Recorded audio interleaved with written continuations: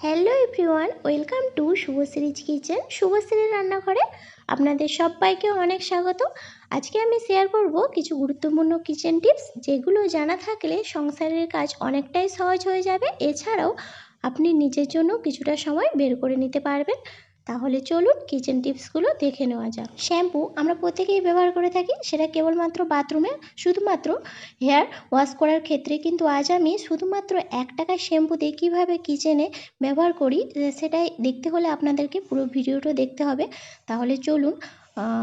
আমরা কিচেনে gas oven পরিষ্কার করার সময় অনেকেই অনেক লিকুইড ব্যবহার করে থাকেন, ভীম বা অনেক রকম সাবান সার্ফ সব কিছু ব্যবহার করেন। কিন্তু আজ আমি এই শুধুমাত্র 1 টাকার 1 ফোঁটা শ্যাম্পু দিয়ে কীভাবে দেখুন ক্লিন করছি,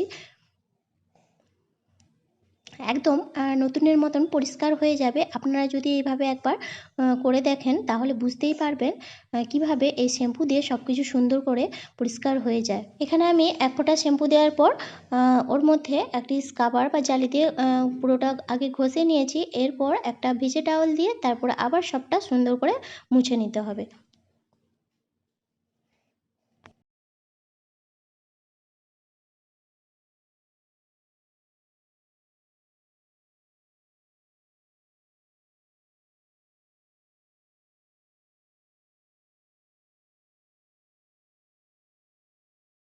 তো দেখুন, আমি ভিজে টাওয়েল দিয়ে সব কিছু সুন্দর করে পরিষ্কার করে মুছে নিয়েছি। আপনারা দেখেই বুঝতে পেরেছেন কতটা ঝকঝকে চকচক করছে, একেবারে নতুনের মতন হয়ে গিয়েছে। আপনারা না করলে এইভাবে বুঝতেই পারবেন না। তো একবার এইভাবে শ্যাম্পু দিয়ে আপনারা ব্যবহার করবেন, আশা করছি আপনাদের খুবই উপকার হবে। চলে আসি পরের টিপসে। এখানে আমি একটি পাত্র নিয়েছি, ওর মধ্যে হালকা উষ্ণ গরম জল নিয়ে নিলাম, আর দিয়ে দেবো একটা লেবুর টুকরো আর কয়েক ফোঁটা শ্যাম্পু। তো দেওয়ার পর আপনাদের যাদের পা ফাটার সমস্যা রয়েছে বা যারা পার্লারে গিয়ে পেডিকিউর করান, সেক্ষেত্রে আর সেটা প্রয়োজন নেই, আপনি বাড়িতেই এইভাবে করতে পারেন।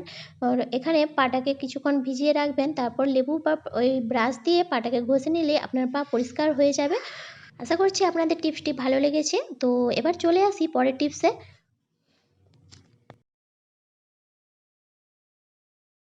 অনেকেই রয়েছেন বেসিন পরিষ্কার করে থাকেন, সেক্ষেত্রে অনেকেই কি ব্যবহার করে থাকেন, কেউ কেউ কলগেট ব্যবহার করেন, আবার কেউ কেউ হারপিকও ব্যবহার করে থাকেন। আজ আমি এখানে কোলগেট বা হারপিক কোনো কিছুই ব্যবহার করব না। ওই শুধুমাত্র 1 টাকার শ্যাম্পু দিয়ে কীভাবে বেসিন ক্লিন করি সেটাই আমি আজকে আপনাদের দেখাবো। তাহলে চলুন দেখতে থাকুন। দেখুন, আমি 1 টাকার শ্যাম্পু নিয়েছি। এখানে কিছুটা শ্যাম্পু বেসিনের মধ্যে দিয়ে দেবো চারদিকে। দেওয়ার পর একটা জালি নিয়ে বেসিনটা ভালো করে ঘষে পরিষ্কার করে নেব। এই 1 টাকার শ্যাম্পু দিয়ে 5টা বেসিন কিন্তু পরিষ্কার হয়ে যাবে। আজকে আমি কিন্তু 5টা দেখাবো না, শুধুমাত্র আপনাদেরকে একটাই দেখাবো পরিষ্কার করে। আশা করছি আপনাদের এই টিপসটি ভালো লেগেছে। আপনারাও এইভাবে একবার ট্রাই করবেন। আপনারাও দেখবেন খুবই উপকার পাবেন।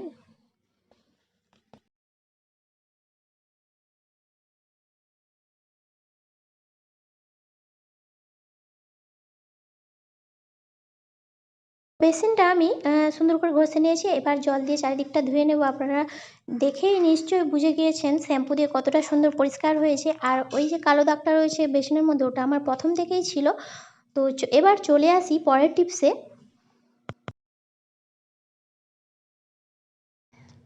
আমাদের প্রত্যেকের বাড়িতেই কিচেনের মধ্যে কিন্তু এই ধরনের একটা করে ঝুড়ি থাকবেই থাকবে। আর সেটা মাঝে মধ্যে পরিষ্কার করে নিতে হয়। প্রত্যেকে কী করে থাকেন, অনেকে ভিম লিকুইড সাবান সার্ফ ব্যবহার করে থাকেন। আর বেশি করে এই জিনিস প্লাস্টিকের জিনিসগুলোতে সার্ফ ব্যবহার করলে জিনিসগুলো ফ্যাডেড হয়ে যায়, কালার চটে যায়, দীর্ঘদিন কিন্তু কালার ভালো থাকে না। সেক্ষেত্রে শ্যাম্পু দিয়ে যদি এইভাবে ক্লিন করে নেওয়া যায় তাহলে জিনিসটা ভালো থাকবে, আর কালারটাও সুন্দর থাকবে, সাদা হয়ে যাবে না। তো চলুন আমি আপনাদেরকে এইভাবে ক্লিন করে একবার দেখিয়ে দিই।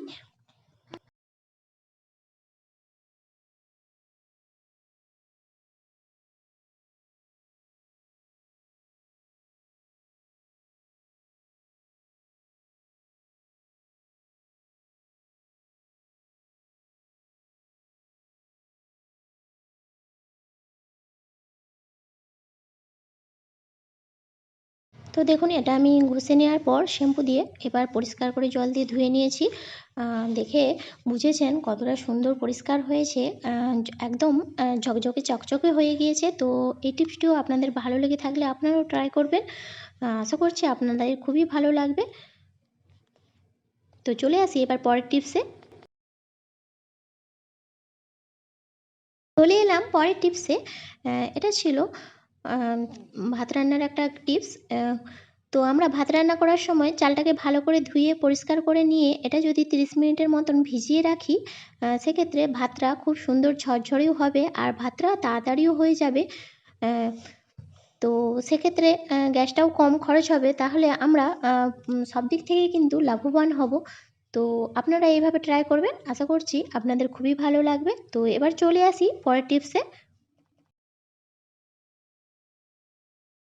মিক্সিটাও কিচেনের মধ্যে তেল চিটে পড়ে অনেক সময় নোংরা হয়ে থাকে, সেটাও আমরা পরিষ্কার করব শুধুমাত্র এই ১ টাকার শ্যাম্পু দিয়েই আমি ক্লিন করে নিই।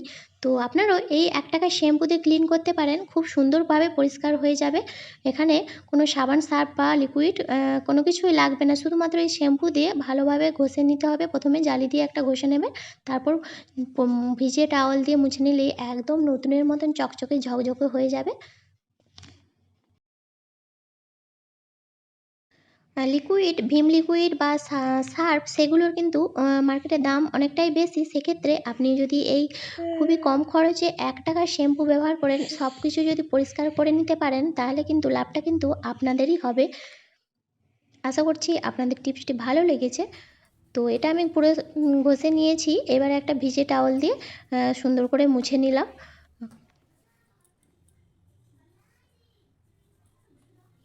তো দেখেই বুঝতে পেরেছেন এই ১ টাকার শ্যাম্পু দিয়ে কতগুলো জিনিস আমি পরিষ্কার করে নিলাম।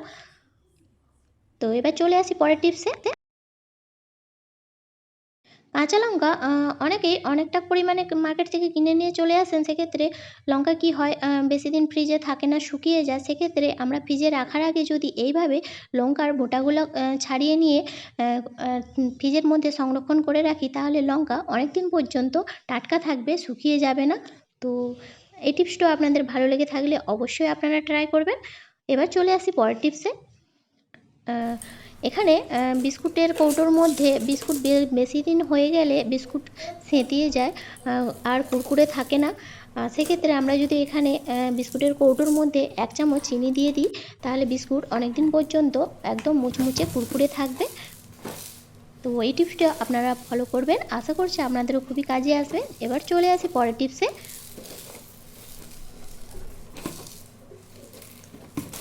চলে এলাম পরের টিপসে। অনেকে মাছের আষ্টে গন্ধ পছন্দ করেন না। সেক্ষেত্রে আপনি যদি মাছের মধ্যে লবণ আর হলুদ মেশানোর সময় ১ ফোঁটা লেবুর রস মিশিয়ে দেন, তাহলে মাছের আর আষ্টে গন্ধ থাকবে না। তো আজকের টিপসগুলি আপনাদের কেমন লেগেছে অবশ্যই লাইক কমেন্ট করে জানাবেন আর একটা শেয়ার করবেন। আর যারা আমার চ্যানেলটিকে সাবস্ক্রাইব করে নিয়েছেন তাদেরকে অনেক অনেক ধন্যবাদ। আর যারা নতুন এসেছেন, চ্যানেলটি এখনও সাবস্ক্রাইব করেননি, অবশ্যই সাবস্ক্রাইব করে নেবেন আর পাশে থাকা বেল আইকনটি প্রেস করতে ভুলবেন না। তো আজকে এই পর্যন্ত, নিয়ে আসবো নতুন কোনো টিপস নিয়ে। সবাই ভালো থাকবেন, সুস্থ থাকবেন, ধন্যবাদ।